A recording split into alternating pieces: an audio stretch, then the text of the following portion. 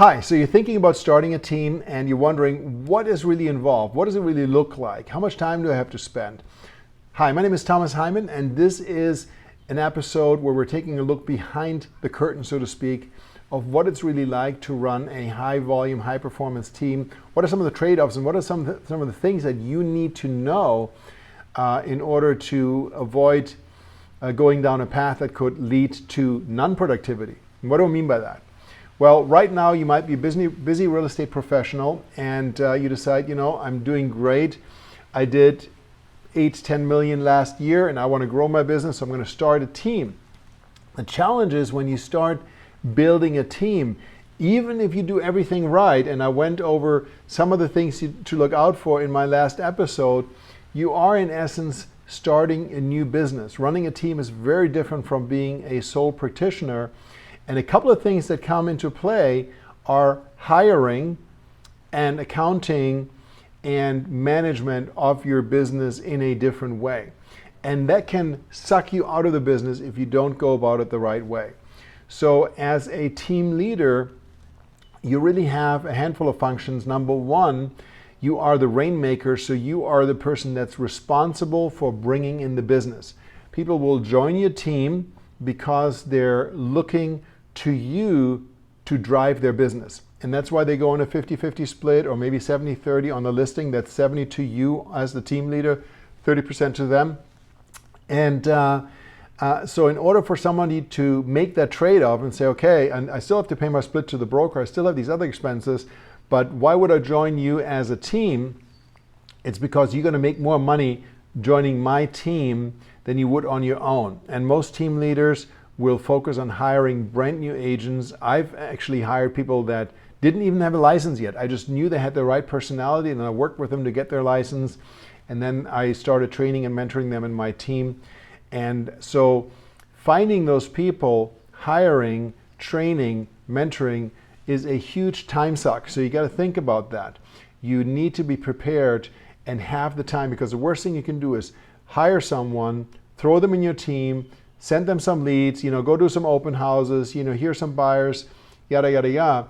And they don't really have any guidance, they don't have any training. And one of two things will happen. Number one, they're going to be a disaster and they're not going to perform, so they're going to have to replace them, which is going to suck up even more of your time. Or they're naturally really good, but you're not really giving them much structure and guidance. And they're just going to think to themselves, you know what, I can do this. I don't need to give this person 50% of my commission when I'm doing all the work in their mind. So to avoid that, you need to have a very structured process, and you need to make that time to properly train, indoctrinate, and mentor those agents, especially if they're inexperienced agents. And when you first start out, there are a lot of things that you're going to have to do yourself. So they're going to be role-playing sessions, training sessions, going over contracts, going over paperwork, et cetera, et cetera, et cetera, and time management becomes a vital skill. And what I found when I started my team, when I started bringing on buyer specialists, I probably spent a good 2 to 3 hours each day working with that team, role-playing with them, mentoring them, going out on appointments with them, writing fake offers, fake contracts, have them tag along when I was doing things. And that becomes a time investment, but it's an investment that's well worth it when you look at the long-term trajectory, because within a few months they are going to be trained and then you're going to support them. So the roles again as a team leader is the rainmaker function. So you need to have a system in place to generate business, and in most cases it is listing driven. So most team leaders focus in their marketing on getting listings, and then those listings get marketed and create leverage to generate more listing opportunities and generate buyer inquiries, buyer leads, buyers. And then that obviously is going to generate the business for the buyer specialist eventually to take that off the team leader's hand.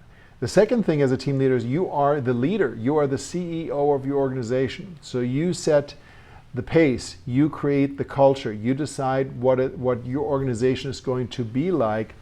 And that includes not just your agents, but also the administrative staff that you have to run your business.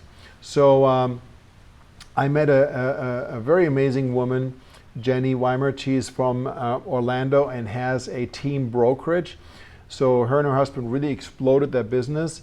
They are now up to 50 people, if I recall, and 22 of them are administrative people and 30 agents. So you can see the ratio of admins to agents. You can figure, one admin, 1.5 admins for every 2 agents. It is a very, very high productive environment. So the admin staff takes care of everything. The agent just focuses on working with the buyers and sellers.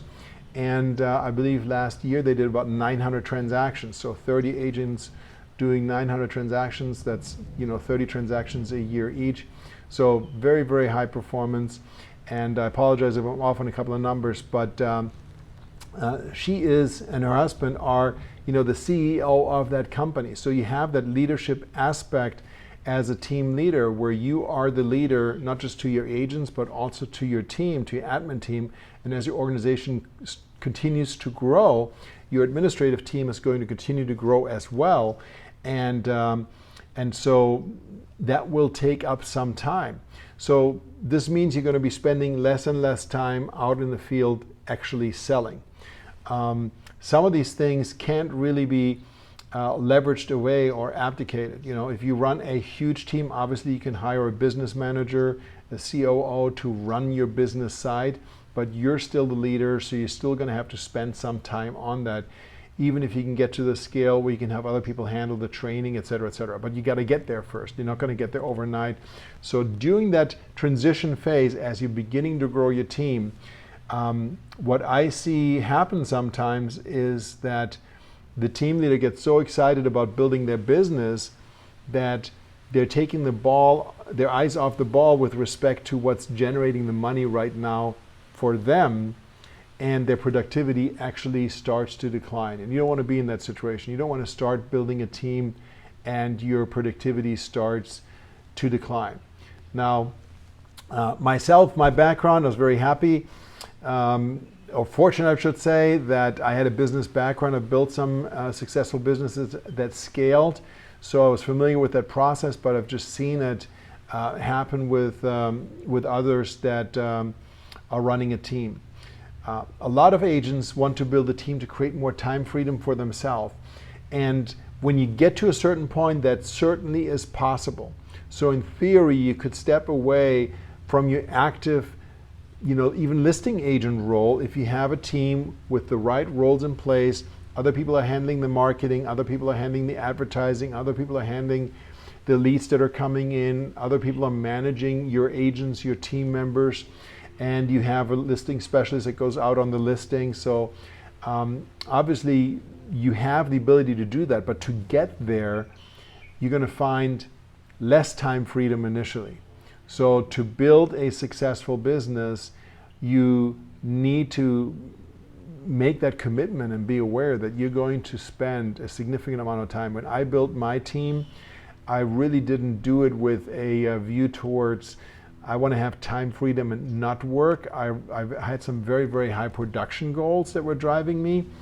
And I was probably working realistically about 80 hours a week when I was running that team.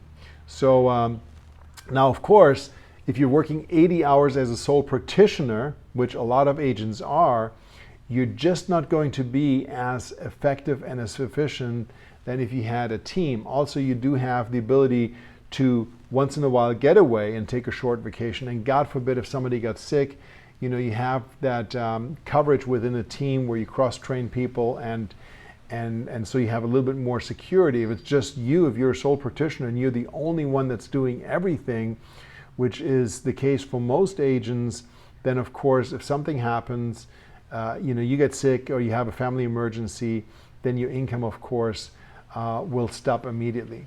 So building a team is exciting. There's a lot of opportunity. Truly, there is no limit as to how far you can go. You could build a team that will generate $1 million plus in annual income. There are many teams that are achieving that. Over the last, I would say, 20 years, the formula really hasn't changed with respect to the numbers that you have to bring in. One of the first books that I read when I got started in business was Gary Keller's Millionaire Agent, which really is a blueprint for building a team and creating leverage and how much you have to bring in. And at that time, you basically had to generate $2.5 million in GCI to make $1 million if you're going to build a $1 million team. So take a look at that. And of course, Michael Gerber's E-Myth Revisited is absolutely a must, because when you're building a team, you're building a business, you're building an organization.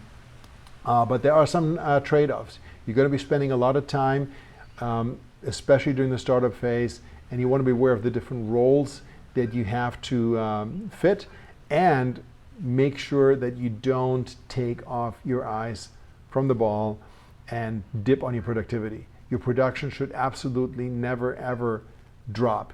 When you're starting a team and your production starts to drop, that is a red flag, and you need to immediately stop everything and get your boat back in order.